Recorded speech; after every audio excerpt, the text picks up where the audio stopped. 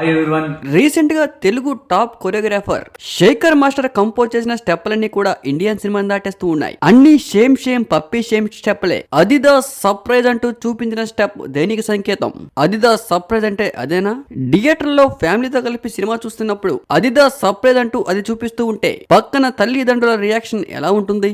Recent గా బాలకృష్ణ సినిమాలో కూడా ఇలాంటి స్టెప్లే కంపోజ్ చేశారు శేఖర్ మాస్టర్. తెలుగులో one of the top choreographer Shekhar master. అప్పట్లో ఆయన సినిమాలో స్టెప్పులు కంపోజ్ చేస్తే ఆ సాంగ్ సూపర్ డూపర్ హిట్ అయ్యేది. ఆ సాంగ్ వల్ల సినిమాకే అందం వచ్చేది. కానీ రీసెంట్ గా శేఖర్ మాస్టర్ కంపోజ్ చేసే స్టెప్లన్నీ కూడా అదిదాస్ సర్ప్రైజ్ అన్నట్లుగా పప్పీ సేమ్ అన్నట్లుగా ఉన్నాయి. రీసెంట్ గా ఇండియన్ సినిమా హిస్టరీలో ఇలాంటి స్టెప్పులు కంపోజ్ చేయడం ఇదే మొదటిసారి. అసలు అదిదాస్ సర్ప్రైజ్ అంటే ఏంటి? డైరెక్ట్ గా సర్ప్రైజ్ అంటూ అలా చూపించడంపై అసలు ఏంటి ఉద్దేశం? రీసెంట్ గా బాలకృష్ణ మూవీ డాకు మహారాజులో కూడా ఇలాంటి స్టెప్పుల్ని కంపోజ్ చేసి విమర్శల పాలయ్యారు శేఖర్ మాస్టర్. అంతకు ముందు రవితేజ మూవీలో కూడా ఇలాంటి స్టెప్పులు కంపోజ్ చేసి విమర్శల పాలయ్యారు శేఖర్ మాస్టర్. ఎన్ని విమర్శలు వచ్చినా కూడా శేఖర్ మాస్టర్ కంపోజ్ చేసే స్టెప్పుల్లో మాత్రం ఎలాంటి మార్పు లేదు.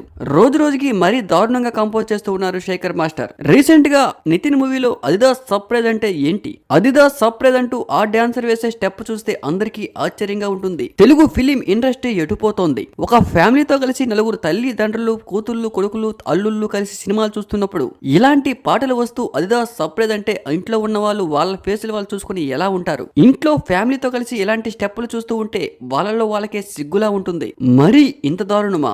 సర్ప్రైజ్ అంటే అదొకటే ఉందా? మరి అంత డైరెక్ట్ గా పచ్చిగా సర్ప్రైజ్ అంటూ అదిదాస్ సర్ప్రైజ్ అంటూ చూపించే విధానం ఎంత ఘోరంగా ఉంది అంటే రేపో మాపో పోయే ముసలివాడి కూడా ఫస్ట్ నైట్ కి రెడీ అయ్యేలా ఉంది. మరి శేఖర్ మాస్టర్ కంపోజ్ చేసిన స్టెప్పులపై మీ అభిప్రాయాన్ని కామెంట్ రూపంలో తెలపండి.